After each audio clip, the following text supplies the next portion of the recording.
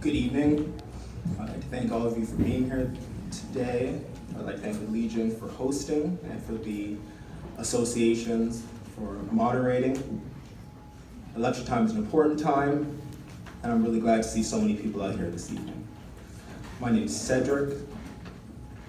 I live just at the border of Weston Mount Dennis. I'm part of a family business, an electrical company, Union Strong. But the reason why I'm here tonight is because I'm tired.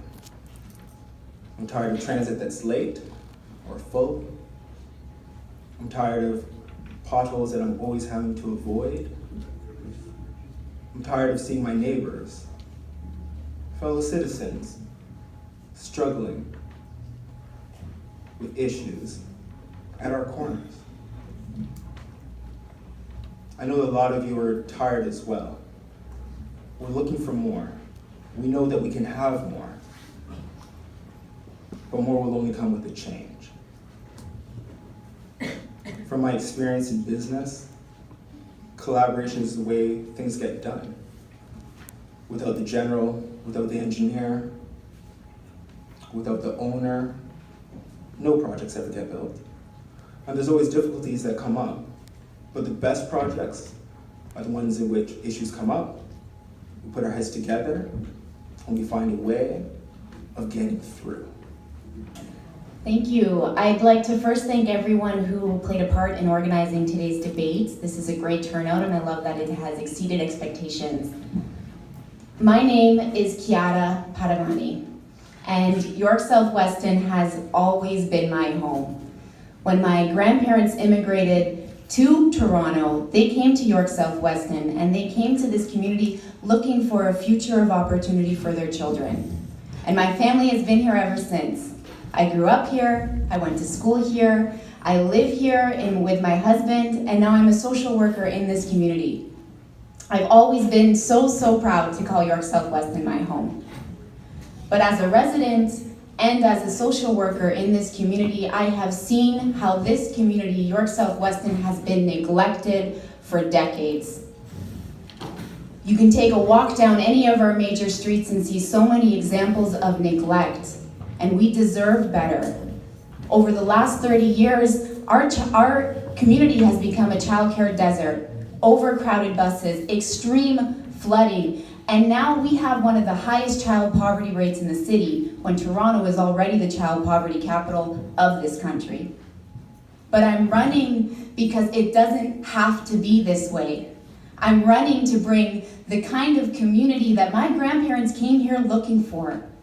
A community where it doesn't matter what your postal code is, your access to city services should be the same across the city.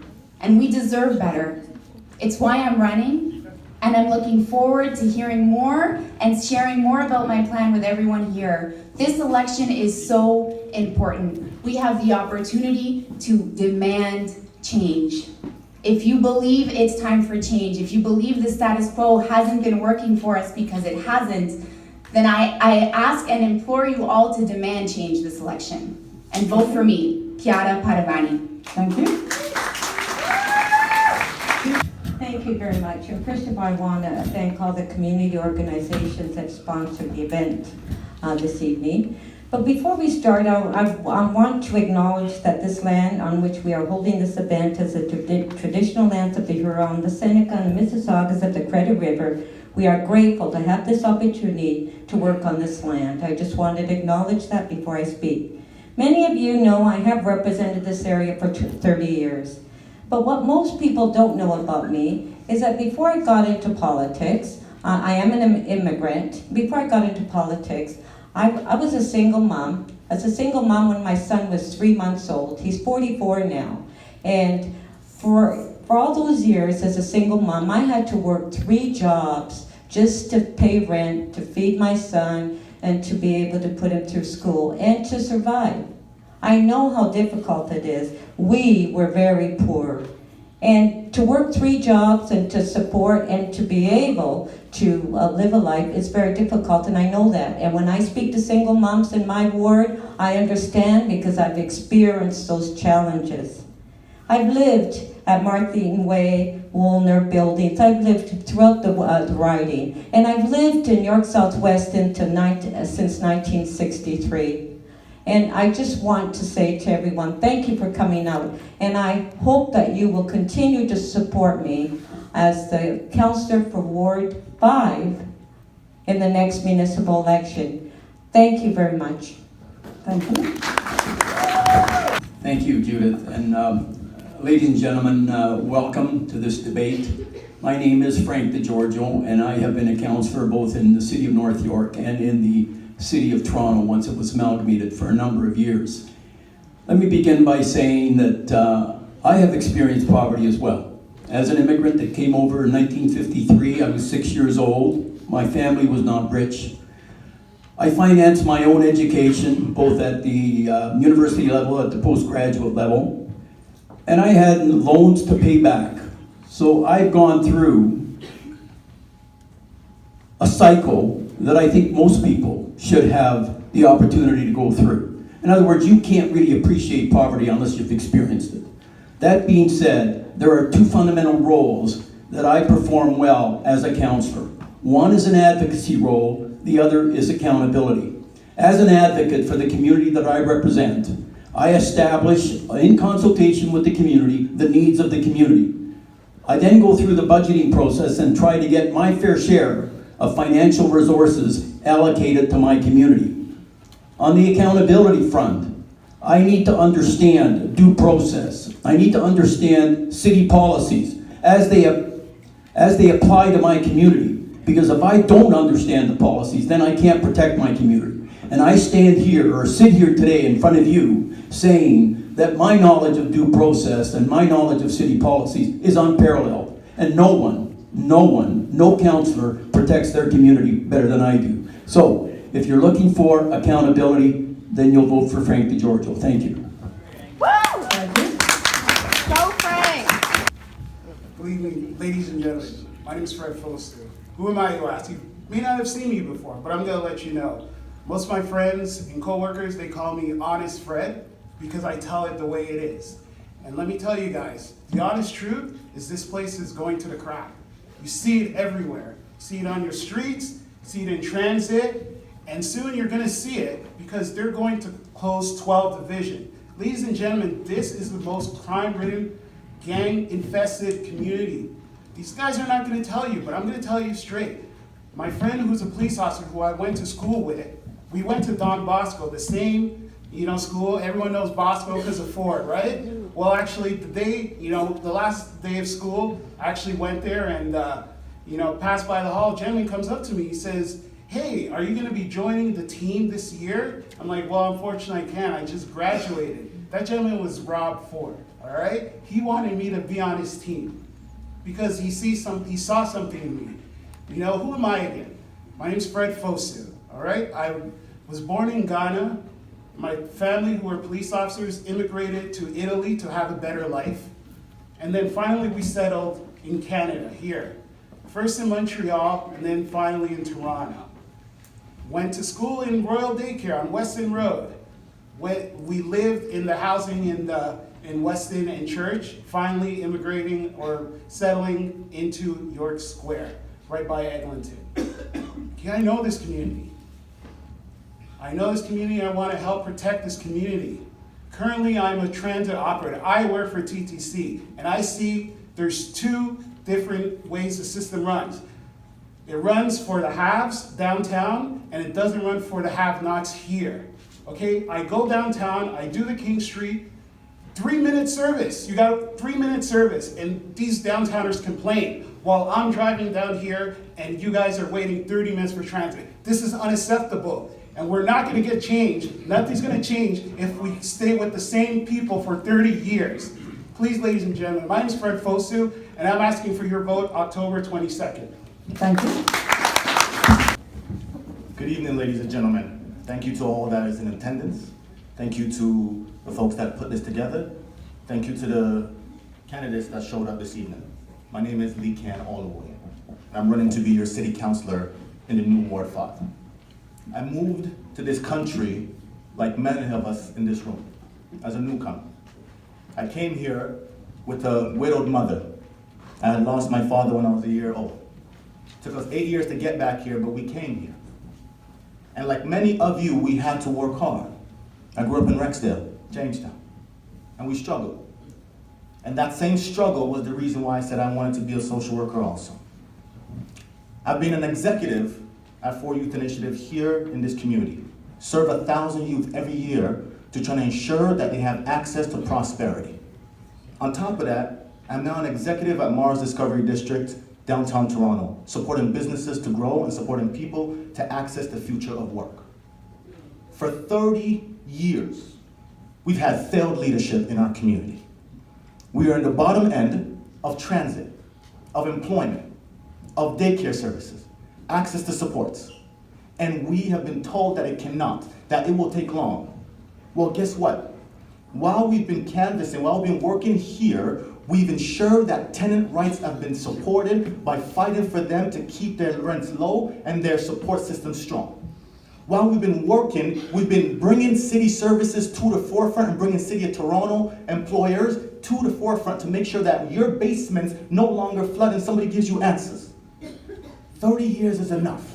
We need new energy, new opportunity. I've had nonprofit leadership, I've had government leadership, and private sector experience. It's time for real, authentic change. I'm here with my wife and my 3 children at Keelan Lawrence. I'm not doing this because it's lucrative. I'm doing this because I know my community needs real support for our neighborhood. It's time for a fresh start. I look forward to having a conversation with you this evening. Good evening, ladies and gentlemen. Sorry to be late. I was not really late. I went up to visit the family today. My name is Keaton Austin. I'm running for the City Council for York Southwestern. The reason why I'm running, because I run an organization called Young Lives Matter. What I see, a lot of young people is falling by the wayside. A lot of young people is falling to the drugs, and a lot of them is getting killed by the guns. Right around Western here, right around all over in Scarlett, in Etobicoke, and I'm meeting enough. For 25 years, I'm trying to get the city and the government to do something about it, and it doesn't want to do nothing about it. And this is the reason why I'm running for a change. And if you elect me, I will be the best city council you could even call on and ask for advice, and I'll be able to answer my phone and serve my community in the best way I can. Thank you. Thank you. Thank you for that question, Albert. And I want to start by saying that unlike our 2 current incumbents, I do believe that having the honor to represent 60,000 constituents is a full-time job. That said, I'm also a social worker, so I know what it's like to be overworked. And what I am committed to doing here in York Southwestern is the same thing I've been committed to doing as a social worker here. It's working hard for the people who live here. It's working hard for my neighbors, the people I grew up with. So I will be putting together a team from this community to help respond to all of those constituency needs, and opening a constituency office in York Southwestern, because we have lacked one in this community for decades. And in my office, in my campaign office, in just my campaign office, we have already been able to help hundreds of tenants reduce their rents. We've already been able to help dozens of seniors get property tax and water rebate, people on subsidy programs for their basement. It has been incredible, the need for that kind of engagement in this community, and that's what I'm committed to continuing as your city councilor.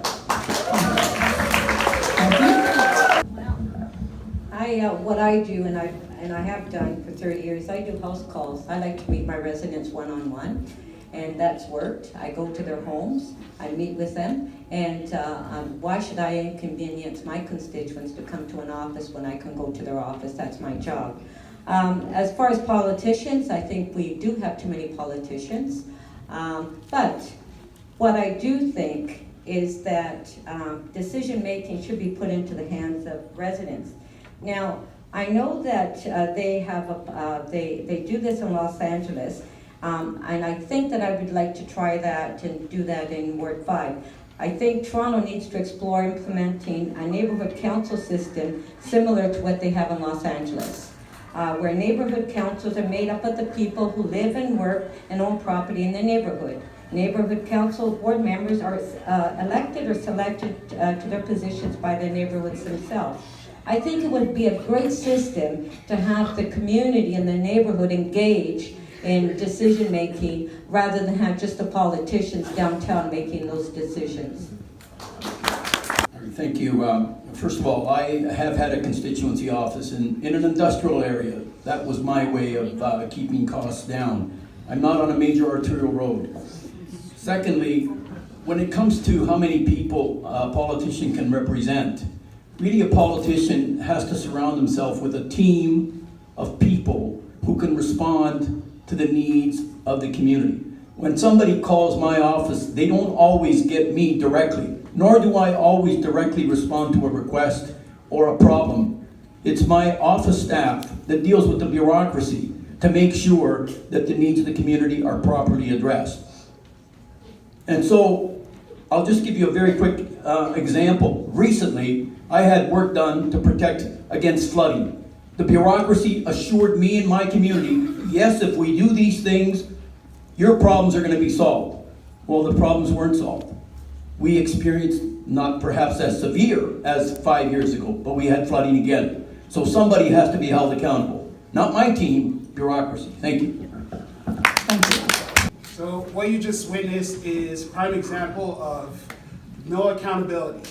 You're gonna hear a lot of talk, you're gonna hear a lot of scripted words, but I'm gonna speak straight from the heart. Ladies and gentlemen, I'm a TTC operator. You know how hard it is, how many people we deal with on a daily basis, I deal with it all, okay? Like drug cards, people, like, you name it. You've been on, I don't need to tell you what goes on in the TTC, all right?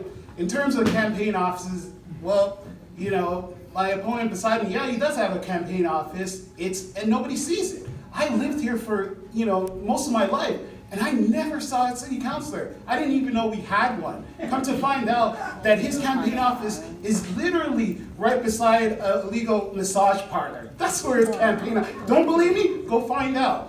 This is the truth, okay? This is the truth. Go check it out. In terms of finding me, I'm gonna give you my number, my personal number. You're not gonna have to go through staff. 416-918-6693. 416-918-6693. My name's Fred Fosu. You need me, you give me a call, I'm gonna deal with it. Albert, thank you for that question. So, as folks in the room know, right, I have years of leadership and management experience. I know how to hire staff and bring in good people. In this community, this is what I've pledged, that I will return your call within 24 hours. That I will come to your door and speak to you about your issues. That you will not have to chase me, that I will come to you. That I will hire competent and confident staff to work for you and work on your behalf. Also, I wanted to ensure this, that your voice is at the center of conversations. That decisions are not made about you without you. So what I want to do is this, I will create local councils in the community. Every neighborhood will have a council that reports directly to you as a large body, and my office will be in each one of them. Those councils will ensure that I hear your voice. But on top of that, that we are working collectively together to build a more strong and effective community. Ladies and gentlemen, it's time for a fresh start. Thank you. Thank you, ladies and gentlemen. I will cut to the chase. Out of all of my opponents, I'm the suitable candidate because I deal with a lot of problems in the community and deal with them. Every day I have a problem with parents, the kids is not going to school, from Western Road, straight to Scarlet and Jamestown, wherever you want to call it. That's a big enough ward to deal with. And I'm there for everybody. And I will say that if you guys elect me, every 6 months I meet with everybody in the world at a town hall meeting, and you tell me what you want me to do to improve on your community to make it much safer. Thank you. Thank you. Albert, it's a great question. More people, no guarantee of more resources to go along with it. How does each one of our voices get heard? Ultimately, Albert, I think it's gonna be a combination. You're gonna have a counselor, such as myself, who doesn't just walk by you on the street, open. We know what it's like to walk by someone who's open and willing to talk. There's also the other business at City Council. So having a team of like-minded individuals from the community who understand the needs of the community. If I'm to be elected, I'll have something that I like to call Weston Wednesdays, in which that day, specifically myself, be in my office so that the one-on-one conversations with my constituents can happen. We have to be here on the ground, we have to be in front of you for real change to happen. Thank you, Albert. Well, I think what's important, and what I think is very important in York Southwestern is community safety. I think that's an issue that has come up over and over again with residents that have contacted my office. That there's been parts of the ward where cars have been vandalized and broken into, break and enters, and people don't feel safe. And I think what's important is that we engage the community and the community to work with the various organizations that we have in York Southwestern and have a partnership and with the local police. We need to get the police back to the way we were years ago, where there was interaction with the police in the community and the young youth in the community. To me, I think that's a real issue in York Southwest, and that's what I'm hearing over and over again at the doors. And I think I think I speak on behalf of a lot of residents that live in York Southwestern. Thank you. I think I would agree with my colleague that having healthy and safe communities seems to be an emerging issue for all of the residents throughout York Southwestern. And as I've advocated on a number of occasions already, I've said, look, to deal with that issue, that complex issue, we have to go back on the notion of teamwork. There are a lot of people that have to be a part of the solution. We have to look to the parents, we have to look to the schools, we have to look to the counselors, we have to look to the surrounding community. The level of safety in any neighborhood is determined by the people that live in that neighborhood. They must participate in establishing the level of safety that they feel comfortable with. And so one of the first things I would do is I would reach out to a lot of the communities that are identified, like for the Green Hills Community Group or the group where Chris Tonks live. They have fun. I'll stop there, thanks. Thank you. Ladies and gentlemen, 12th Division is set to close. Let me repeat that, 12th Division is set to close. 12th Division protects all of you. Okay? What's going to happen when they close? It's going to close. I spoke to my police officer friend, and he says they're on schedule to close. And he, excuse me, stop interrupting. Thank you. Okay? This is the fact. This place is going to turn into another Chicago. Your property value is going to go down because crime is going up. This isn't a matter of opinion, it's a matter of fact. Look at the numbers. There have been 19 shootings this year alone. Last year, it was 11, so we're nearly double, and the year hasn't even ended yet. Not to mention all the breaking and enterings. You know, I'm in constant communication with all my friends, what I went to school with. Some of them are lawyers, some of them are police officers, and they tell me this place is, it's going down. You don't even need me to tell you. Just look at the corner. You see panhandlers everywhere. What's gonna happen when there's weed shops in every corner? Marijuana is set to open. They're not gonna stop it. It's gonna fester. And I'm telling you, protect your family, protect your property. You need to vote wisely. Don't vote just because you know the person's name or they went to a park or something. You need to make an educated decision on this one, please. Thank you.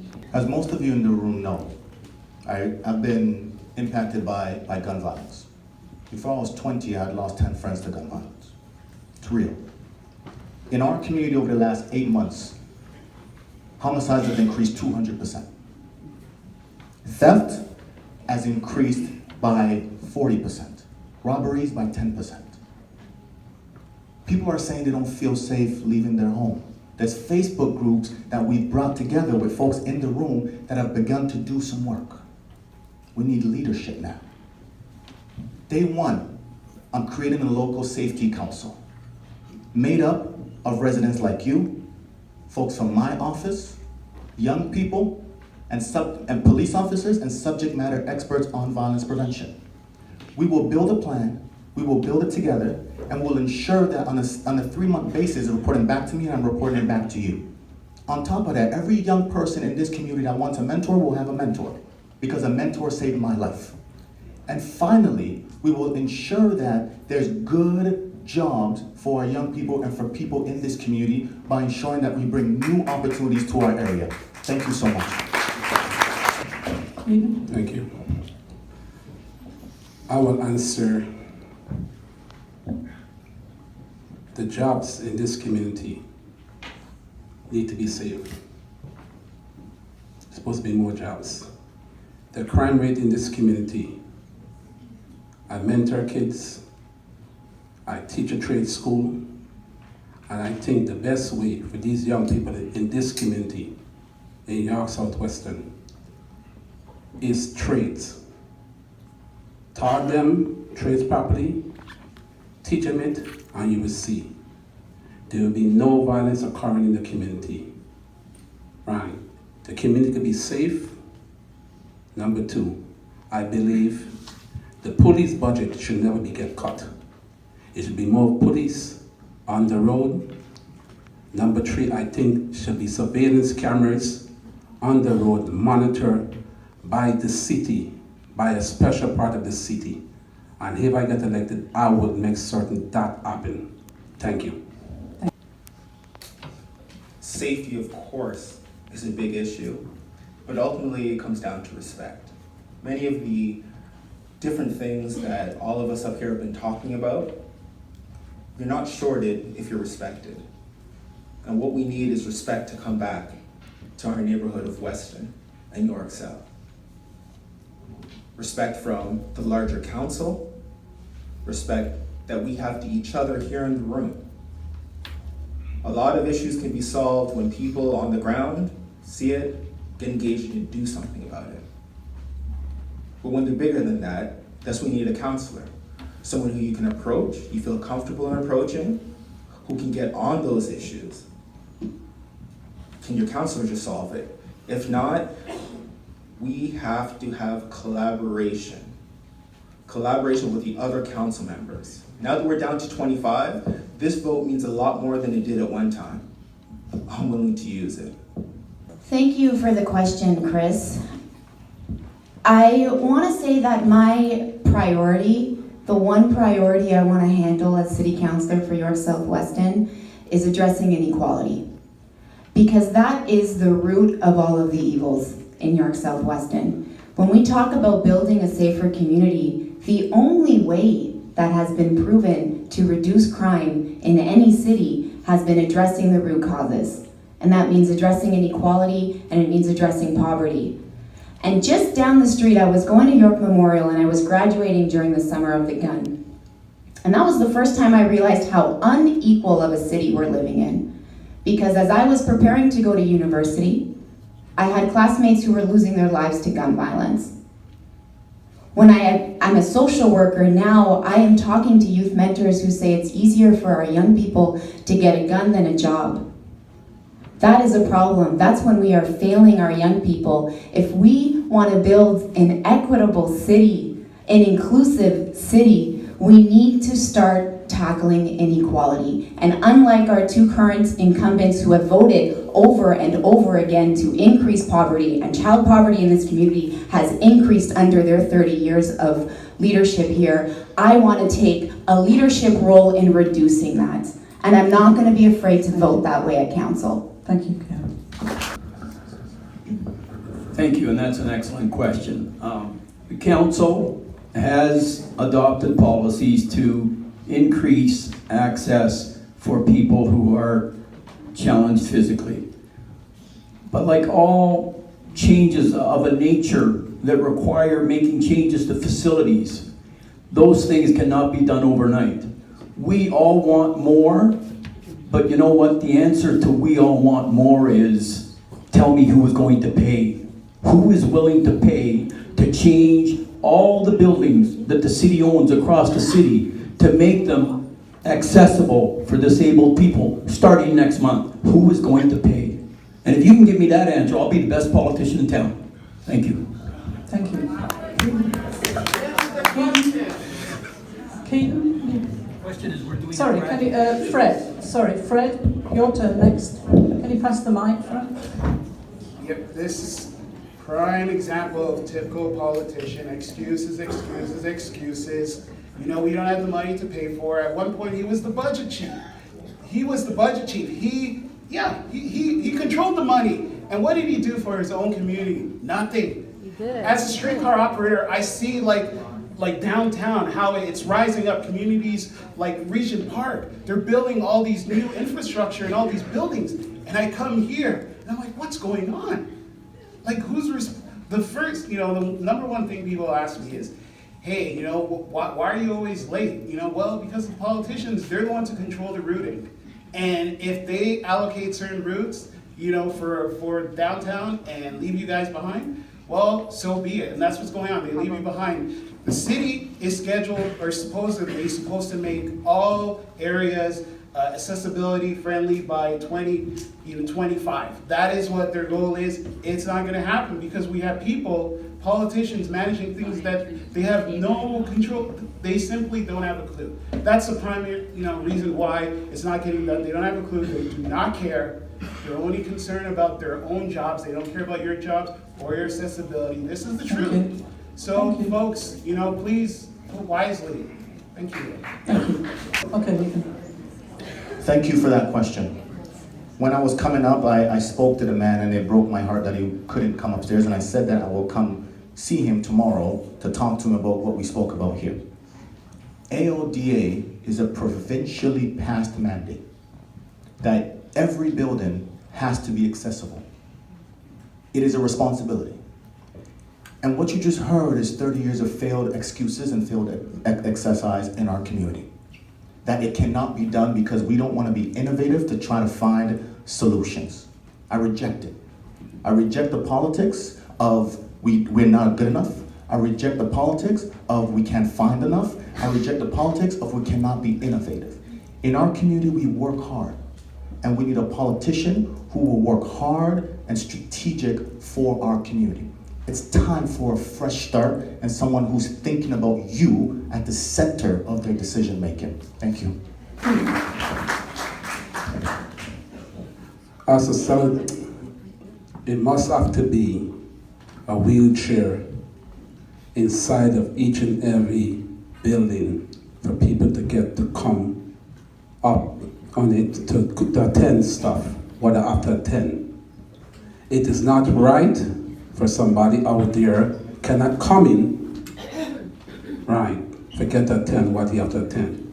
If I'm elected, I will cut all the red tape out and make it very easy to everybody to put a wheelchair part for everybody get to come in to attend what they have to attend, because it is not right for the city is holding back stuff, finance and those type of stuff and funding, and cut out the red tape, because my two colleagues, my two incumbents, they are the ones is to be wanted to get things to be fixed properly. Thank you. Again, it comes down to respect. If we respect those who have accessibility issues as much as we do ourselves, we allocate the money. It's not about finding, it's taxes. We're all paying into it. It's about us saying our taxes, a certain portion goes to that. So you start first with the government buildings that we have in the area, a guarantee, a certain amount of buildings become accessible term after term. And if necessary, we find ways to work with communities. The Legion, a great community building. If they're short on the cash, we can find ways of helping them be more accessible to the community members who'd want to use the facility. It shouldn't happen, not in 2018. Thank you. Kiara? Thank you for the question. Unlike our incumbent councillors who like to speak a lot about accountability and how much things will cost, where was the accountability when both of you supported the one-stop subway extension in Scarborough? You know how much ramps, you know how many ramps we can build with $3 billion taxpayer dollars? It's unacceptable. Those kinds of excuses are unacceptable. It's why I'm running for city council, and I am fully committed to making our community more accessible. We have one of the highest disability rates in the city of Toronto. So it is ingrained in my platform. In fact, I am the only candidate here with an accessible office. And I built that ramp myself so that Mr. Campbell could come and visit my office. So that anybody in a wheelchair could get to my office and engage with the person who wants to represent them at City Hall. That's what I've done. And I'm not even your city councillor yet. Thank you. What I have done is on Western Road, along all the main streets, that we had ramps, because a lot of the sidewalks didn't have the ramps for wheelchairs. Please do not interrupt. Also, and it's absolutely correct, some of the older buildings, they don't have the accessible ramps into their buildings. What we have done, and what I'm doing in Weston, is that we are widening the sidewalks along Weston Road to make it more accessible for wheelchairs, seniors, and as well with the buildings. And Councillor DeGiorgio talked about who's going to be paying for some of these buildings, but a year ago, we licensed all apartment buildings, and everybody thought we couldn't do it. So we forced landlords to clean up their buildings, especially some of these slum landlords. So we could do the same with encouraging them and making it mandatory that they have their buildings accessible, and that's what I will fight for. Thank you. When you don't have jobs, when you're poor, you resort to crime. Simply put, there's no jobs. All the businesses are closing. You see all the for lease signs all over, the place is crumbling. You know, we need to give people options. You know, like when I was growing up here, you know, there were options. First job was at the exhibition. Worked there, made $9 an hour. I was really happy. But other people made other choices. They didn't want to work. They'd much rather have it easy and sell drugs and peddle, you know. That's what they would rather do. We need to give them options. When you're hopeless and you think there's no way, you resort to these crimes. We gotta give kids growing up options, community centers, you know, like the communities is run down. I don't see anybody in the park playing anymore. You know, like they're even closing schools. Boylan, I was there at the meeting at Boylan when people were complaining, saying you can't close our schools. Same excuse. Oh, well, you know, nothing we could do about it. So that's what you're gonna have.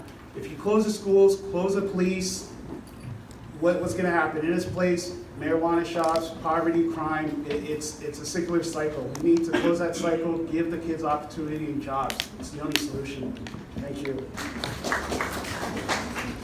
Thank you again for that question. As you know, this is an important topic to me, right? When I was, as an executive of For Youth Initiative in Toronto, which is at Keelan Eglinton, right, we serve about 1,000 youth a year. Number one priority is to ensure that we provide real opportunities to these young people to stay out of trouble. the things that I would do in this community is ensure there's actually real mentorship programs for young people. Because we know when somebody pours into you, change happens in turn. Number 2, I will ensure that there's good jobs during the summer. How? By ensuring that all new development, 10% of jobs go here into this community. As chair of TCBN, I helped that happen on the Eglinton LRT, and I want to bring it here into our neighborhood. Finally, we need to ensure that our young people are connected to role models, right, to their parents, right, by ensuring that parents also have good paying opportunities here. These things are multifaceted and requires innovative solutions.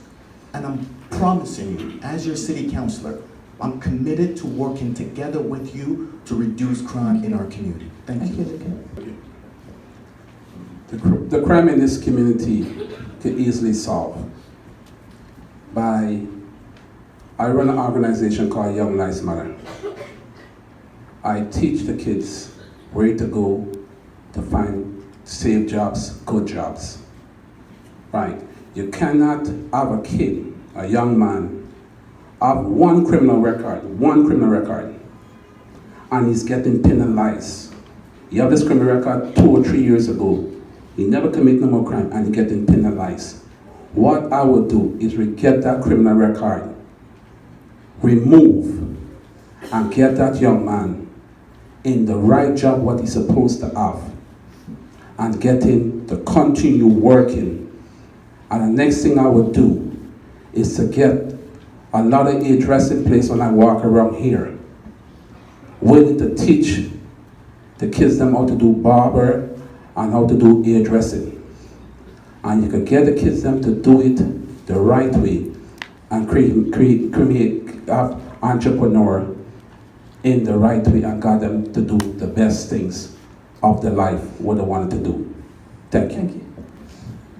One of the things I appreciate from this particular topic is that we're hearing a lot of agreement that is opportunity at the core of why crime happens. So, we've got 2 individuals on the end who have organizations. I want to commend them for the work that they've done. But we have to have more of those organizations working together. We need a network. Individually, great things are happening, lives are changing, but similarly, the city cannot shirk its responsibility. This neighborhood is not quote unquote poor just because. It's the decisions that are made at City Hall and the allocation of money that contributes to the situation that we have. 30 years, 2 individuals, and yet we see the direction going south. Vote for me, and let's turn the arrow the opposite way. Thank you, Fiona. Thank you, Evan, for that question. I wish I had a creative solution for you, but the solution I have is one that this community has been saying over and over and over again. It's just that our leaders and our local representatives haven't been listening. And the solution is tackling the root causes. It's tackling poverty, it's tackling inequality. How do we do that? How do we do that? It starts with childcare. Like I said at the beginning, we are living in the child poverty capital of the country. 1 in 4 children in Toronto are living below the poverty line. 1 in 3 in York South-Weston. So instead of voting against the expansion of childcare, like our incumbent has done in this ward, I want to expand childcare and make sure that subsidies are actually getting to the people who need them. I don't want to give any more handouts to big corporations by cutting out and giving them incentives. I want to make sure that we are giving the help to the people who need them, because that's how we prevent a young person from falling through the cracks and joining a gang. That is the only way we prevent that from happening. Thank you. I think we need to start from when they're very young. We have to work with the youth at a very, very young age, and that's through the education, through their schools. And I think that's where a lot of the youth they're failing, is through the education process. Sorry, Chris, I know you're here, but But jobs, definitely, we need to create more jobs for youth.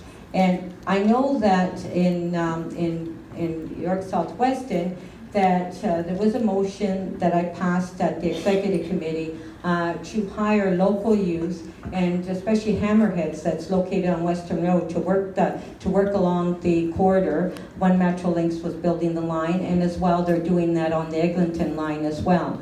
The mall that was built at St. Clair and Keele created hundreds of jobs for youth in the community. What I would like to see is the federal government or the provincial government giving financial incentive to some of the small businesses that we have in the community to hire the local youth. And I think that's a win-win, not only for the youth, but as well as for the businesses that are operating in our community, because they're also creating the jobs.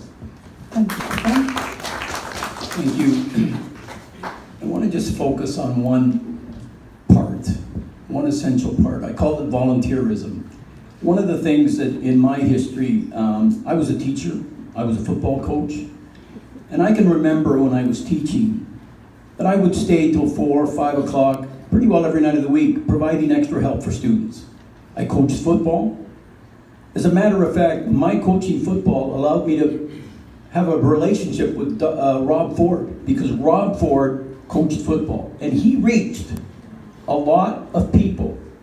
In his own special way, he was able to motivate some kids that played football for him to somehow try and stay away from crime. In my view, in knowing, and he himself had problems, but he was successful in reaching a number of students, as I was when I coached. It comes back to some people have to give back to the community. The teachers themselves, the teaching environment is quite different today than what it was when I was teaching. Thank you. Thank you. Thank you so much for that question. I believe fundamentally that community needs to be at the center of all decision making locally as it relates to development. So on day one, this is what I want to do. I want to develop a local development council made up of residents like yourself, folks in my office, and the city development planning group. We will ensure that the history, the culture of our community is not missed or displaced.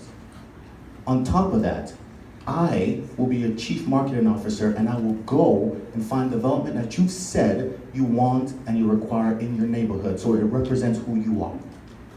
On top of that, I want to ensure that we're not just building up, we're building downwards. And flooding is a major issue, a major concern. So infrastructure is a key part of our development cycle that we need to look at.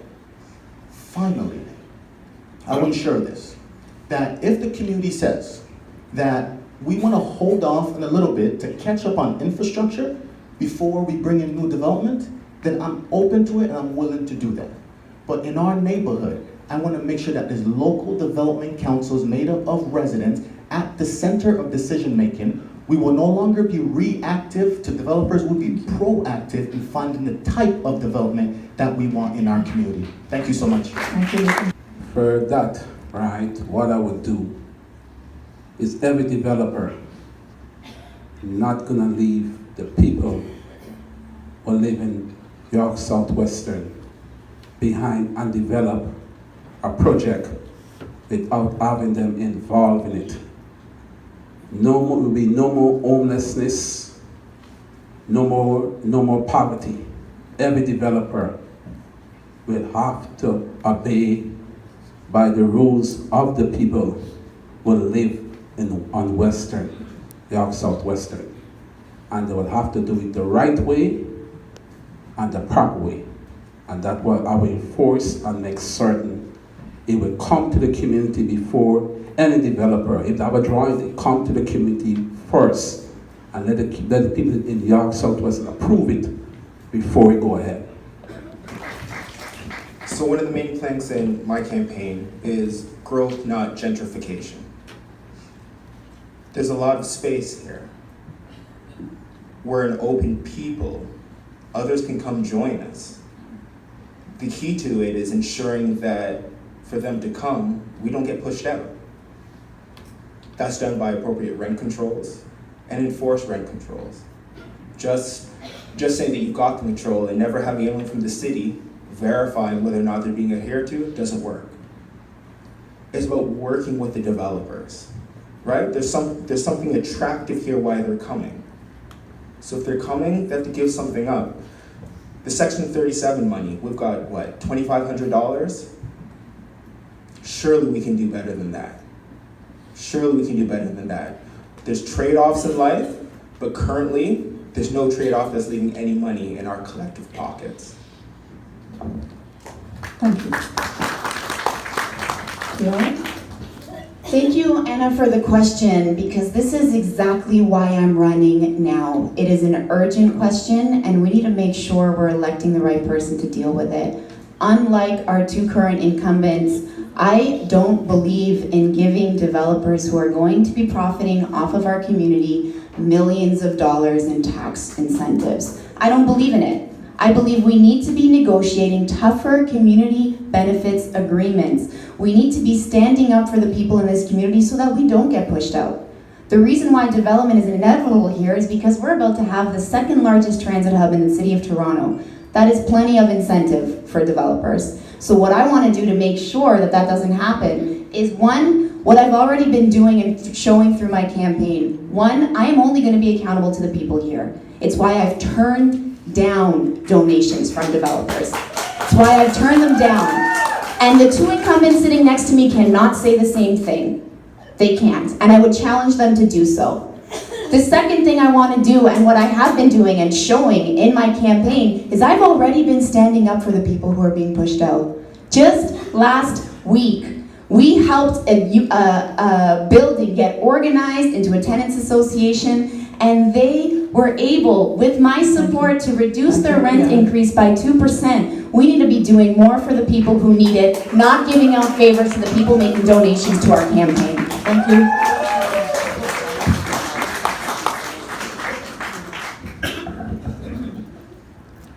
So, Kira, people need jobs and employment, and as a social worker, obviously you should know that, right?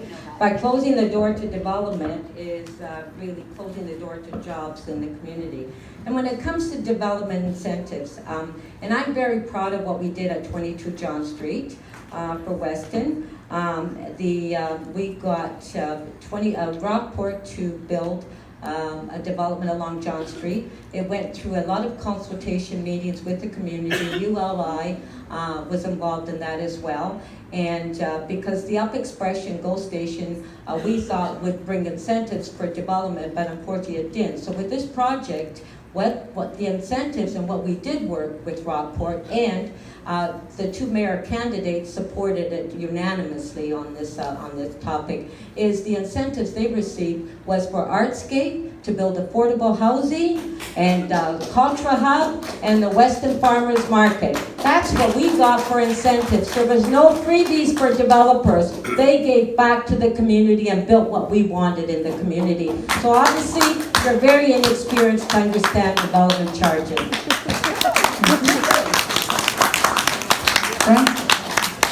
Thank you. First of all, two aspects to development. There's proactive development, where as a councillor I would try and go out and try and attract people to revitalize a community. So there's a proactive development that I'm supporting, the redevelopment of the Leon lands. We're talking about 40 acres. And if that development manages to come forward, we're going to be looking at 9,000 jobs being created, state-of-the-art buildings, office buildings that will be catering to or supplying materials to the hospital on Wilson Avenue. But that particular development will run into roadblocks by the provincial government. There is also the responsive kind of development. When developer comes forward and says, here's what I'd like to do, and I say to them, well, you'll have to follow a process, and we'll see where we end up. Developer says, no, I don't follow a process. I'm going to get my way or the highway. Well, I can tell you, there is a development that went through on that basis where the developer said my way or the highway, and he may go bankrupt. Thank you. Thank you. We need to support the small business. That's key, supporting small business. When you take your money and you put it somewhere else, the community that you are in gets poorer and poorer, and that other community gets richer and richer. It's just the facts. We need to support the small businesses. That is what I would be advocating. Shop local, support the little guy. This used to be a community, but now all of our infrastructure is crumbling, and it's being done purposely. Why? Because they want to gentrify this place. They're closing hospitals and putting up condos. They want to close 12th Division and put a condo there. That's what they want to do. They want to make this like another Manhattan where you have to be rich to live here. So what do? They drive out the businesses, they increase your property tax, they increase all of that so that you can't afford it and you say, you know what, I give up, I'm gonna move somewhere else, but there's nowhere to go.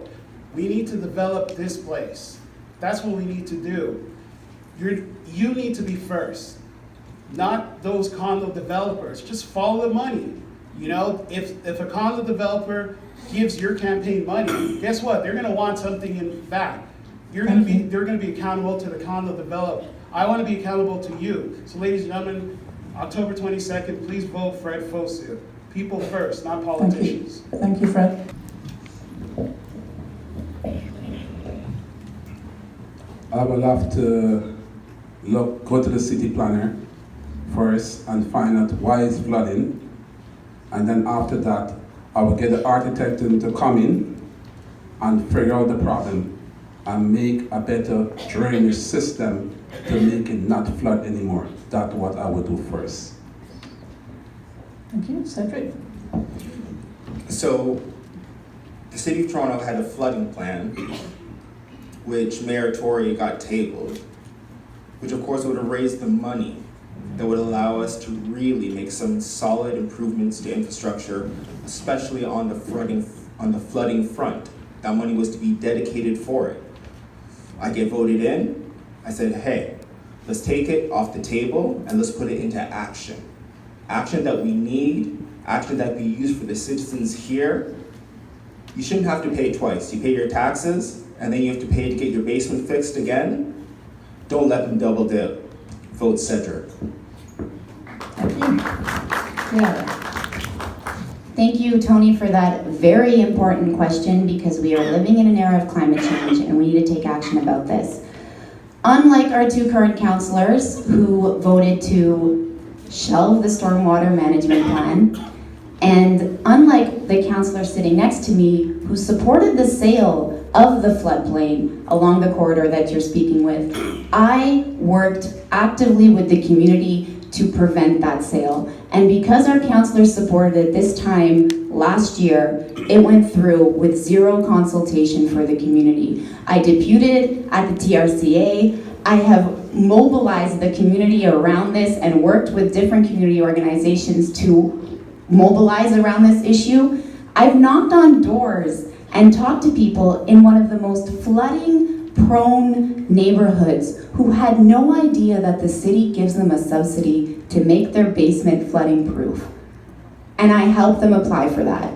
It's another reason why my campaign office is important to have a constituency office, so people know what are the programs and the policies that are able to help them. This is a community that is prone to flooding, and we knew that for 30 years. Thank you, Karen. We've had two councillors who have sat on their hands around flooding prevention, and I want to take action. Thank you. What I actually did in the last flooding is I actually went to the residents and helped them clean the garbage and had the garbage removed. So what I have done, and that was the question, is that I successfully advocated for the City of Toronto to ask the federal government for funding through the National Disaster Mitigation Program. Now, even if we don't get that funding, we have made a commitment that we will fund the project in Rockcliffe along the channel. The channel is owned by TRCA. And we are waiting, and even if TRCA, we're waiting for TRCA to do the design, that we would do the design, and that work is going to be done next year. Unlike in Ward 12, is where the work was done, and we still had basement flooding. I think that's a big issue. Why we should have answers on that. If the city spent over $20 million doing the work, and they're still getting flooding, that's a question that we should all be asking, and I promise I will get that answer. Thank you. Frank. Thank you. Picking up on the heels of that comment, I can tell you that once my community experienced flooding again, I held a meeting of this nature and basically took the heat. Took all the anger that said, you assured us that if you went through and enlarged the pipes under some of these streets, that we would be no longer suffering flooding. Well, I'm not an engineer. I relied on the engineers in the city who relied on external engineers who supplied, put their stamp of approval on if this work is done, it will resolve the problem. Well, it didn't resolve the problem.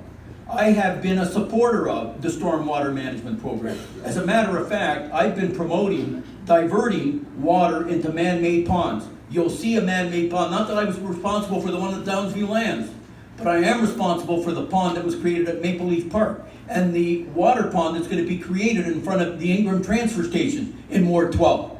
It's going to be done. Thank you. Thank you. Fred. What's lacking is leadership. We don't have it. Plain and simple, we don't have leadership. When something's wrong, you have no one to call. You're, figure it out yourself. You don't have any assistance, say, hey, this is the resource that's available to you. None of that in this community. I've been here for all my life. I didn't even know I had a city councilor. I didn't know what it was because so many problems went, unchecked. We just figured, we just managed. And that's what all of you have to do. You have to dip into your own pocket and you have to fix it. You shouldn't have to. You pay taxes and it's going up. Why should you pay more taxes when the minimal isn't being taken care of? Like simply not having floods in your basement. This is basic stuff. And if I am elected, I'm telling you, I'm gonna lead on this. This ward is gonna be priority. I'm not gonna make excuses. I'm not gonna take so-called the heat when your ankles are wet. It makes no sense. I am going to resolve this. I want to be the leader. I grew up here. I love this place. And I came here to represent you and speak the passion in this is the passion I would bring. Okay? If you guys are suffering, I'm suffering. Thank you, Fred. Thank you. Lincoln? Thank you so much for that question. It's really important. A lot of our neighbors were flooded 5 years ago, flooded 3 years ago, and again this year. It's disheartening. People are scared to go on vacation because they're worried about their basements flooded in our community. I don't think that's okay. The thing that's really disheartening about our failed leadership is they voted against the storm water management. On top of that, Francis voted against accelerating the wet weather flow management system here. So instead of you getting the support you needed right now to accelerate it, they want to wait. You have to pay $20,000, $30,000, $40,000 every time your basement's floods. I don't think that's okay.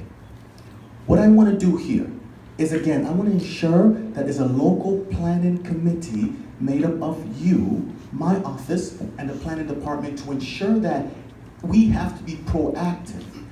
We cannot build any new development until we ensure that our infrastructure is solid and good to go. Frank brought $40 million into this community and still our basements are flooding. That is lack of accountability. And we need to change that, and we need leadership that understands that you have to be at the center of the decision making in our community. Thank you so much. Thank you for the question. We live in a bit of a transit desert over here. We see the improvements coming, but I'm talking about the little things that we can do, relatively affordable, that makes a difference. Many of the individuals who live in our ward work in the service industry. That means that weekends don't come for them. A weekend day is just another regular day of the work week for them. We need to work on having more frequent buses on weekends during the rush hour times to ensure that these people don't require double the time to get home from the regular shifts that they have. Talk about rapid transit. Jane originally was supposed to have a streetcar. It didn't happen. We need much more buses, articulating buses so that we can move more people through the area. We can't ignore the needs that we have. We had a plan, the plan was gone. We need to bring the plan back. Thank you for that question. I believe transit is the future. I ride the 89 bus every day when I'm not riding my bicycle along Weston Road. So I know how important having infrastructure to keep us safer on our bikes, also to keep our kids safer on the sidewalks is in this community because I live it. I don't own a car. I believe in my core that transit is the future. Again, unlike our current incumbents who voted to cut service to the TTC in 2011 and 2016 in the budgets. Cut service to the TTC. I want to increase service in our transit system, and I want to keep it public because privatization is going to hurt transit in this community. It's going to hike up fares and it's going to give us worse service. That is part of my transit platform, but what I want to do also is I want to get more people on their bikes too. But the only way I can expect more people to ride their bikes is if the infrastructure is here, but also bike share isn't in York South-Weston. There are so many examples of how we need to be connecting the city better, and part of my platform is expanding bike share to York South-Weston. It's better connectivity between the Up Express and the TTC. It's bike lanes on Weston Road and throughout York South-Weston, and implementing Vision Zero to keep our roads safer for cyclists and pedestrians. Thank you. Well, I actually supported increasing the budget for City's Vision Zero Road Safety Plan. And as well, there was a committee that was formed with residents throughout the ward on the safety plan, which we brought forward a number of recommendations to the council, to executive committee, and it was endorsed by the Works Committee. For example, reducing speed limits, putting bicycle lanes along Weston Road, Scarlet Road, St. Clair, implementing speed humps in certain areas, having motorcycles getting added as a vulnerable road user. I've done that. And I did that. So that's not new. And as far as transit, Councillor Layton and I moved a motion at council that was carried unanimously as well. And Councillor Layton talks about it all the time and how we were successfully, we advocated to request Metrolinx to reduce the fare to go for the GO train to TTC fares, and it was implemented, and we moved that motion, and I'm very proud that they actually acknowledged it and they did reduce the fare. So I have done all of that. Thank you. Thank you. I have in the past supported increasing bicycle lanes throughout the city, but I try to apply what I call a reasonableness test. And the test I think I voted against cycle lanes on Yonge Street north of Shepherd, going up to Finch and further north. I voted against it. Because if you're familiar with that street, that was the same street where someone with mental problems ended up driving his van onto the sidewalk. Can you imagine if there were some cyclists on that road as well?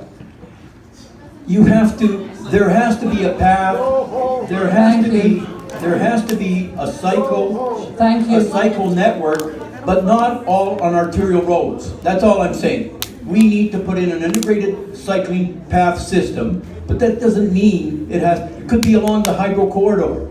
We need to look at Shame. Thank you. You're so Thank you. ignorant. Go Can we let our candidates I have speak, no please? respect for that. Thank you. Fred? Well, I don't need to say anything. You see it in action. These are our politicians, ladies and gentlemen. I am a transit operator. For nearly 10 years, I've been driving streetcar around St. Clair, King. I see it all. And I see there's a disparity between what goes on downtown and what goes on here. If they need service downtown, they get it. One guy was complaining about the streetcars being too loud at King and Sumac, and they had the CEO for that one guy was standing at the corner. How many times do you guys complain and you get anything done? You guys don't. Because you're not a priority, because you don't have leadership. They don't care. They don't even ride the transit. The top 4 dangerous transit bus routes are in this board here.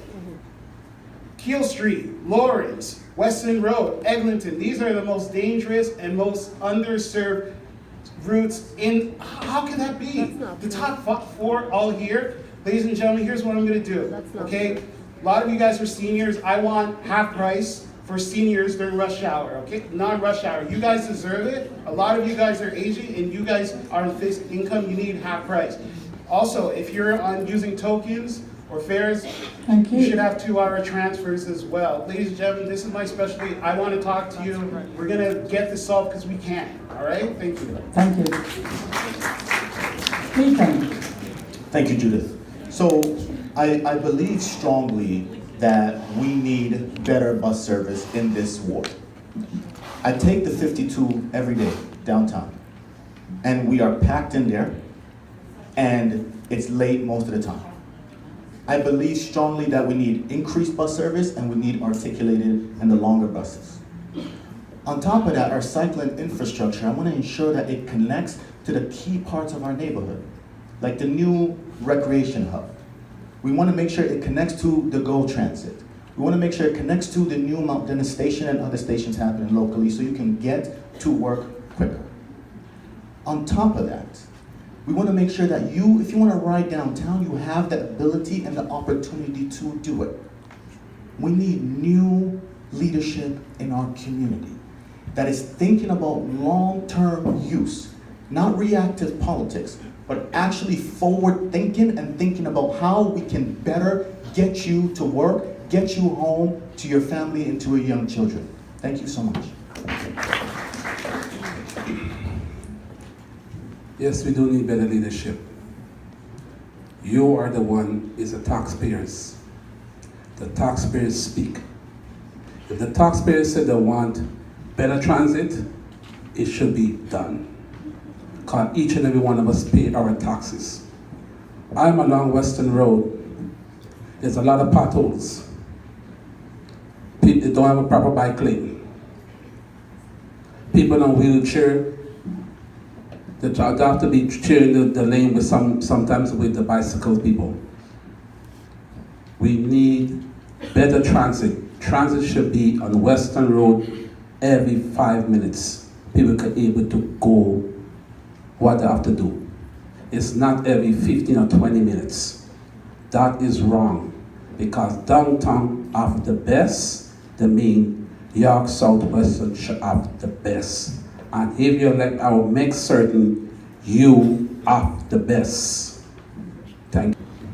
Thank you, Mike, for the question. I have already committed to keeping transit public and signing the Keeping Transit Public pledge with the ATU Local 113.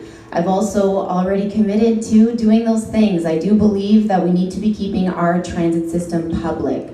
And that is important because it protects consumers and it protects workers. It makes sure that the people who are operating our TTC have decent jobs. And that's important in a community like this because there are many workers who are working for the TTC in this community. So one, absolutely I'm committed to keeping our transit system public. And unlike, again, our 2 current councilors, I'm not afraid to stand up to the Premier.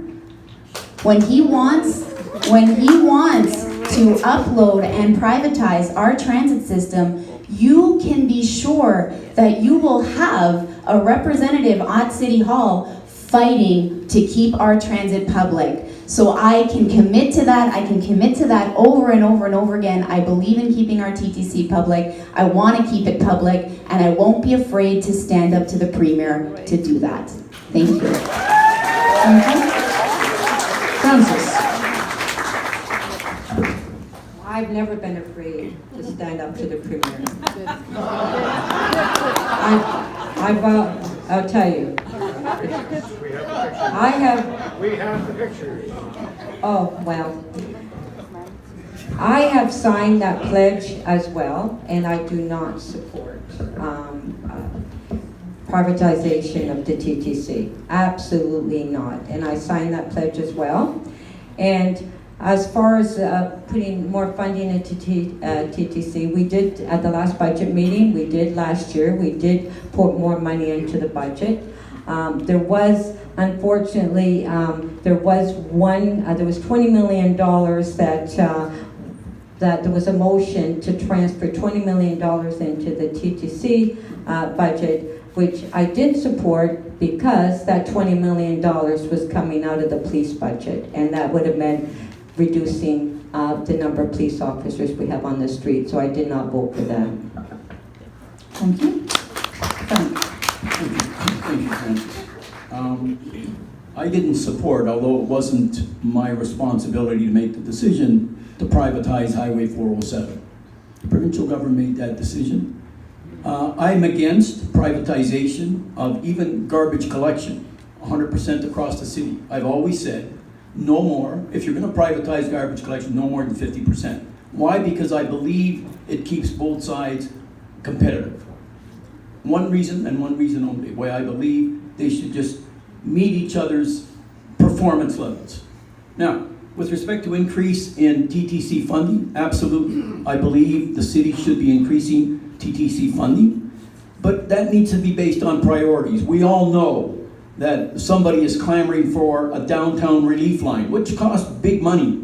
Someone else wants a subway to Scarborough. Someone else, including me, wants to see the Eglinton LRT extended to Pearson Airport. Again, which one should go first? Which one should receive the money? And when it comes to increase in funding major projects, I actually believe it should be funded through debt. Thank you. Thank you. Fred.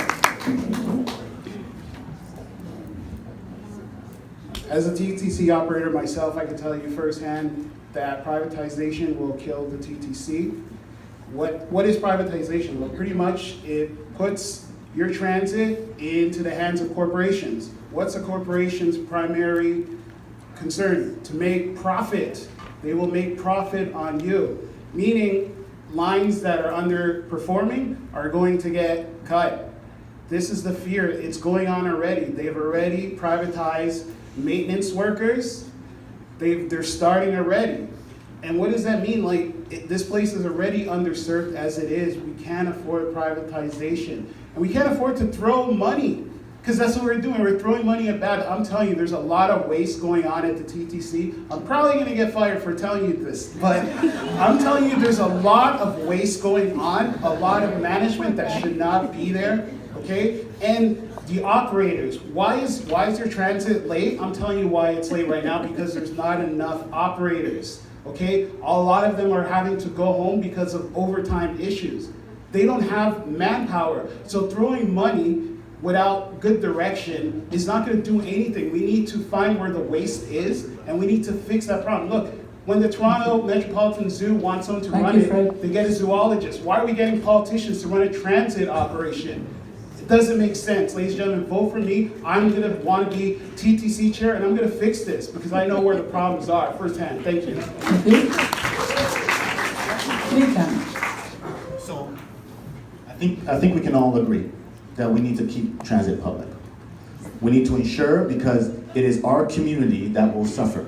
Our incumbents voted against to decrease service in our neighborhood. We don't want that to happen anymore. We need better and more accessible supports and transit in our neighborhood. Secondly, we absolutely need more money in the transit, Mike. We need to ensure that local infrastructure for our transit systems, including making sure that there's more bus service by hiring more people, right? And ensuring that those people come from our neighborhoods, because we have the third lowest poverty rate in the city. So we need to ensure that we keep it public, we invest in the right places, and we bring more jobs here to York Southwestern. Thank you. Thank you. On my watch, it will never be privatized. Never. Because I believe a better TTC transit is better for the community. We're supposed to put more money into TTC, not cutting it. We're supposed to have better TTC for the seniors and for the people who live in this area. And if it's me be elected, I will make certain TTC will never be touched and privatized. And my colleague said there just now that she was talking to Doug Ford. Good luck. Right, because I know who I'm dealing with. He is a bully. And the rest of them cannot stand to Doug Ford except me. Drug dealer. Right, and I will stand up to Doug Ford and tell Doug Ford enough is enough. He will never cut the TTC. Thank you. Thank you. Thank you for the question. Transit is a great equalizer. You can't privatize that. You can't privatize the ability of someone in the West traveling to the East at an affordable rate. Of course, we need to increase the money that goes into transit, but that also comes with putting pressure on the mayor, other councillors, to look at our provincial representatives and make sure that they add their fair share. It's not about them taking away our transit, it's about them investing into our transit. It's ours. Our tax dollars have already paid for it. It stays here. One of the incumbents was talking about priority. We can't have bad transit like this and say it's a priority at the same time. If you elect me, whatever the budget is, that 1/25th, I make sure that that money comes here and it stays here, it circulates here, it's used here.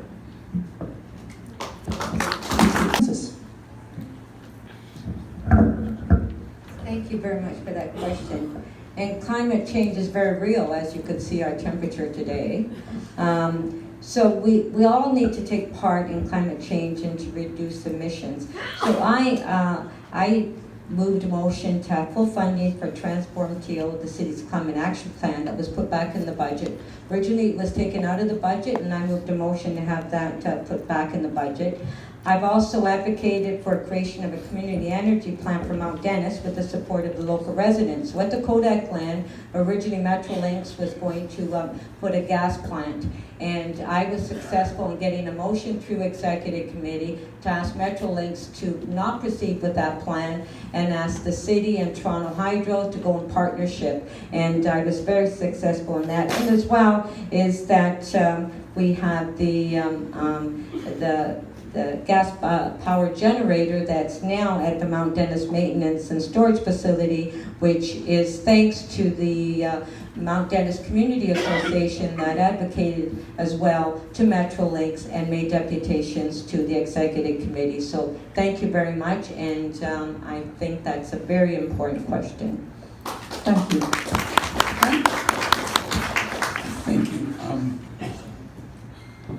I think council unanimously supported dealing with climate change and trying to achieve certain objectives over a number of years. It's not the first time council makes such decisions, but invariably, there is something else that has to be decided on.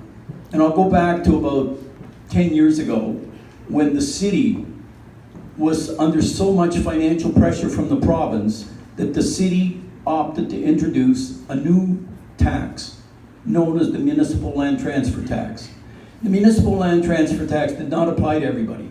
Didn't apply to seniors who chose to live in their homes because they lived there for a long time. It applied only to people who had money and who were improving their living or homes. They were selling one home and occupying another. What we need going forward to really address climate change is we need a new tax measure introduced to address climate change. And I'm not sure what it is. No more taxes, ladies and gentlemen. You pay enough taxes, you don't need to pay more. Like, my opponent over here, he voted for you guys to have tolls. Can you imagine that? The only reason it isn't implemented is because the Liberals, they want it was an election year. Otherwise, you guys would be paying tolls, more taxes, and yet crumbling infrastructure. It just makes no sense. The best way to, help with climate change is get more roads off the cars. That's, more cars off the road. And we need better transit. It's right now, if you try to like go to work, there's high probability you're gonna be late. If you take transit, you're gonna be late. That's why we need to work on transit. Like in New York, nobody drives. Everybody takes transit, everybody takes the subway. That's how they get around. We need to elevate ourselves. Look at our subway line, it's horrendous. They wanna expand it, but it's gonna be the same. Compare our transit line to New York, Chicago, any other place. Unfortunately, we're not world class. We're not world class. We could be great, but we're not there yet. We need to make transit great, so that way people say, you know what, I'm gonna save money, I'm gonna take the transit instead of using my car. This is the best way. Thank you, Fred. Thank you. Likan? Thank you so much for that question. So there's two things that I would want to do. City owns a lot of buildings across the city. I will make sure that all buildings are green buildings. All city-owned buildings are green buildings. We have a huge footprint and we can make a significant dent there. The second thing is, in our community, we need more green space. We need to ensure that we have greenery so our basements are not flooded and they can actually soak up water. Right now, we're thinking about development, but we're not thinking about these things that are actually critical, right, to our community. And of course, transit is important, right? We get more cars off the road, right? Or at least we give people good options to be able to get around without driving. So more green infrastructure, so our basement's not flooding. Make sure that there's, our buildings, our city-owned buildings are green buildings, right? And support our community in a really intentional way. Thank you so much for that question. Thank you, Likan. Rita? The environment, we have to learn one thing. More trees. Whoever is the polluter, go after them. Tax them. Because I believe you tax whoever doing the pollution, you will get more money coming and you're able to find them and tell them they cannot do it anymore. They mean they have to improve on the system, on the buildings especially, they have to improve on. And that's what I would do. Thank you. Anne-Marie, a very timely question. When it comes to climate change, we all have a dog in the fight, but not all of us are equally willing to pay our portion to it. These things cost. We can't say no taxes and expect our environment just to get better. What we need to do, and one of the things that I really believe in, is that in a green area like here, we find ways about exporting the green that we have to other areas of the city. We have the Humber River right beside us, right? We have the flats. There's lots of green area here. What we need to do is have other areas of the city also mimic what it is that we have here. Of course, transit, improve transit, people get out of cars, less CO2 in the air. It's not rocket science. We just have to be willing to do it. We have to commit, and I'm willing to make that commitment. I think the incumbents have been forgetting about their voting record, but I'll be happy to tweet it out to them after this debate. In February 2017, both of the incumbents voted to not fully fund Transform TO. Not fully funded. This is a plan that will take a look at climate change and take action around it. In addition to fully funding and committing to fully funding Transform TO, I want to speak a little bit about my experience. I've done international human rights work, and I was playing a role with several international human rights organizations to put a human rights perspective into the Sustainable Development Goals. A lot of the things that we were fighting for at that global level weren't happening in the community that I was from. And it's why I came back to work in this community. Because those Sustainable Development Goals, those large targets that we see in Transform TO, require the buy-in of local governments. That is the only way that we will achieve them. So yes, it means making sure we're pressuring, and all future development is green development, net zero. I'm so proud to come from Mount Dennis, who is spearheading the initiative to become a net zero community. It also has a huge role to play in transit. We need to get more people out of cars, but we need to build a transit system that can accommodate more people. And I'm getting the red one, so I'm done for now, but I'll talk to you more about this later. A little bit and cry. Well, that's an interesting question, but I can tell you this, if I'm not elected, and I've already made it very clear to the people in my area, that is Ward 12, I will continue to be available to help them in any way I can. I will continue to be available to use my expertise to make sure that anybody tries to do anything to endanger the interests and the rights of my community will have to go through me. Any developer knows that they have to go through me. And any developer that doesn't know that gets a real stern lesson. Thank you. Thank you. Fred. That's right. They have to go through him. Money. That's what funds this place. Money. If you want to develop, you got to give him some change. Ladies and gentlemen, I'm not going to be taking money. We're not talking about going through me and having to go through me and pay me. Let him speak. Fred. Hey, look who funds this campaign. Go through the city. It's all in record who he gets funds from. And I'll do it for you. I'll tweet it out. I'll let you know who's funding his campaign. And they're the developers. But anyhow, cost me $12,000. In any event, what's going to happen? Well, right now I'm currently a transit operator. Okay, but this is bigger than that. This is why a lot of people were, saying, how come transit is so bad? I'm like, well, you got to speak to your politician. They're the ones who control it. I'm going to be continuing to advocate for transit. I'm going to continue to advocate for this community. I set up shop here. I should have set up a small business here. And that's what we need to do. We need to support small businesses. I am going to continue to support small businesses. I have a YouTube channel, Fred Fosu Vlog, and I'm going to be promoting all of the businesses here because that's what we need. We need to shop locally. And that's if you have a business, reach out to me. I want to promote you guys and I want to make you guys go viral. But hey, I'm in it to win it. That's why I'm running. To win, to be your leader, to be your champion, to have the passion that I have for this community. I want to represent you and bring that to City Hall where these politicians who don't care. Thank you, Fred. Thank you. Mika. So in 2014, I came 1,300 votes away from winning, my first time. My goal is to represent you this time. But I'll tell you what I've been doing. So I'll tell you what I will continue to do regardless. I started the 12 Community Alliance in this community. And we worked with Mount Dennis to ensure that we pressured Kodak, right, and pressured Metrolinx to ensure that we did not have a gas plant in our neighborhood. On top of that, I'm the co-chair of the Toronto Community Network. And that organization, we made sure that 10% of jobs on the Eglinton LRT that's being built right now is local jobs in our area. Beyond that, I've fought with landlords in this community.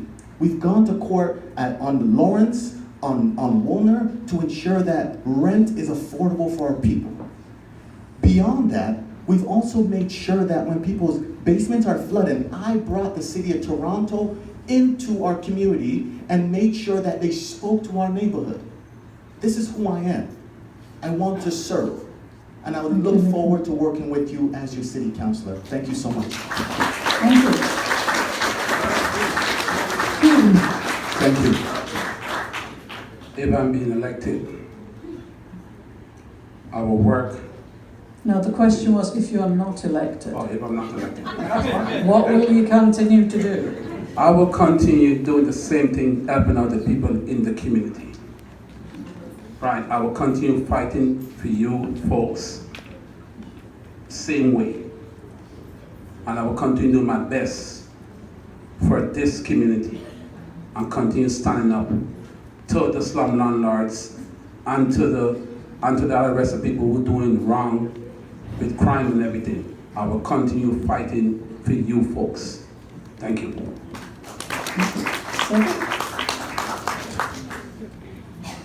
For me, this isn't a zero-sum game. It isn't, oh, you don't win, just pack your bags and, you go off. The engagement in my building, in the direct neighborhood of where I live, just by Sydney Bellesley, I'll continue to engage with my neighbors, with the young, with the youth, those individuals who may or may not have guidance, but to offer it. We have to start treating each other with respect. We have to start engaging each and every one of us like family. It's only when we start to do that will we start to see real improvements in this community. And for me, that won't stop. Thank you.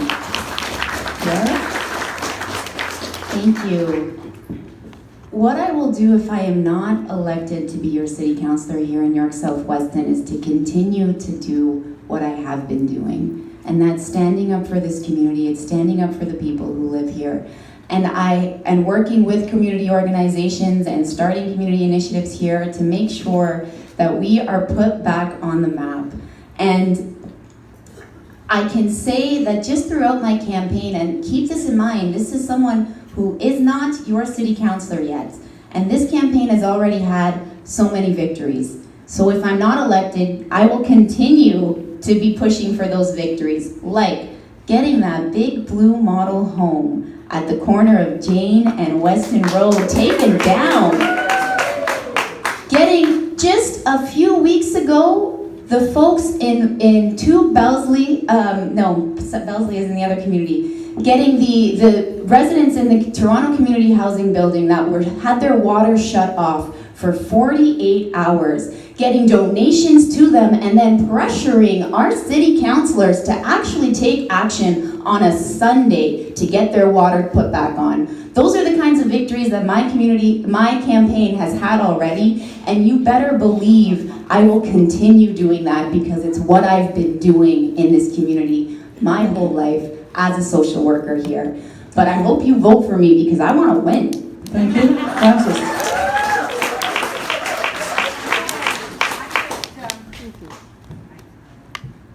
Is the mic on? Is the mic on?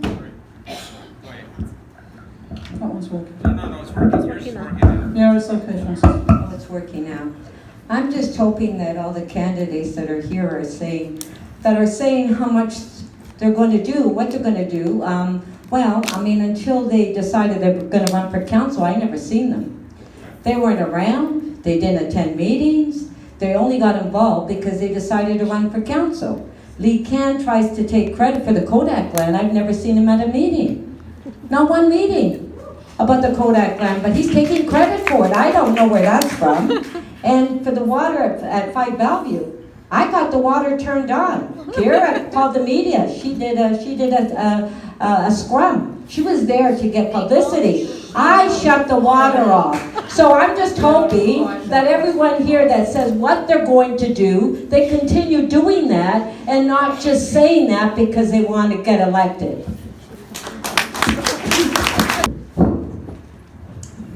Over the next 4 years, fundamental decisions are going to be made for the future of this community. But the question for this election is very simple. Do we want to continue with the status quo that has been failing us for 30 years? Or do we want to demand change? If you think it's time for change, then vote Chiara Padovani for City Councilor. Thank you. Thank you. Well, there's a lot of development and programs that I've been working on in Weston and Mount Dennis. We're revitalizing Mount Dennis and Weston. And the vote for the next councillor is very important because you vote for the candidate, for the councillor that can handle both wards. And I have a proven record that I can handle both wards as being the former mayor of the city of York, and you don't have a choice but to vote Nunziata. Thank you. You know, I think one thing that we all as candidates share is good intentions. But there's a difference between good intentions and knowledge of process. Knowledge of process that understands that a municipality is a creature of the province and therefore has constraints with respect to what they can do. I am the only candidate with the ability to insist on adherence to due process and demand reasonable outcomes. That's my proven track record. So if you want results that are desirable for a community, vote to Georgia. Ladies and gentlemen, you always have a choice, okay? For 30 years, you had no choice. You felt that you need to put up with you had to put up with councils that don't do anything for you. But you have a choice. Don't listen to what anybody says, okay? You always have a choice. And in this choice, it's very clear. If you think we're going in the right direction, if you think your roads are good, your trans is awesome, and crime is great, vote for the incumbents because they're responsible.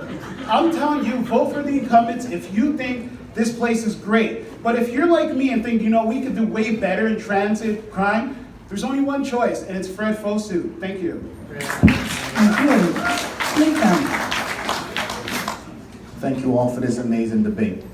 On October 22nd, we have an opportunity to end 30 years of neglect in our community. I have been in this neighborhood. I have experience as a nonprofit executive, as a business executive, and as a leader in government. I've done it before. We don't have to put up with good enough.